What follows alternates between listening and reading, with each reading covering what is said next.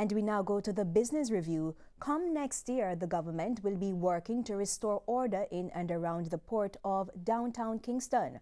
Speaking after a recent tour, Minister without portfolio in the Ministry of Economic Growth and Job Creation, Darrell Vaz, is adamant that the chaos must end. TVJ's Andrew Ladley reports. Trucks impeding traffic, food vendors setting up shop wherever they please, and workers looking to earn quick cash by offering to guide bewildered visitors through the chaos. It's a place commonly known as the Wild Wild West, and it's where all the major port activities in Kingston happens. But things are about to change.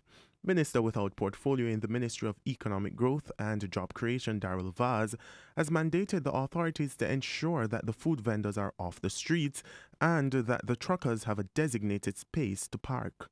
In terms of the Port Authority with the food court and the chassis park, you're not going to get order restored until those are implemented, because you have nowhere to put the food vendors or the chassis. So that has to be a first quarter of next year exercise, meaning completion, so that we can actually start. Mr. Vaz also stressed that only those who have the requisite food handling permits will be able to operate in the port area, amid claims that the food vendors don't have running water at their makeshift stalls. He's ordered the police to use strict law enforcement measures for those who don't adhere to the new rules.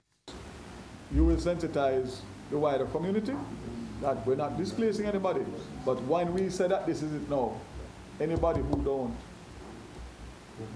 then the police will take care of that. Signage, e.g., critical in whatever we are doing. No parking zones, the red lines, the yellow lines, so that nobody can have any misunderstanding as to what the new order is in relation to down here.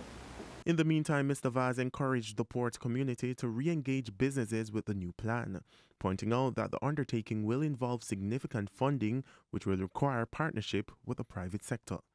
I think the Shipping Association will be able to go to the business community and get a better buy-in. Because I think that because they have been trying for so long and nothing has happened, but if we have something concrete, I think they will put, and this is work start, I think they will put, obviously, more substantial funding behind it, because it's going to have to be a major partnership. There's no two ways about it. For the Business Review, I'm Andrew Ladley.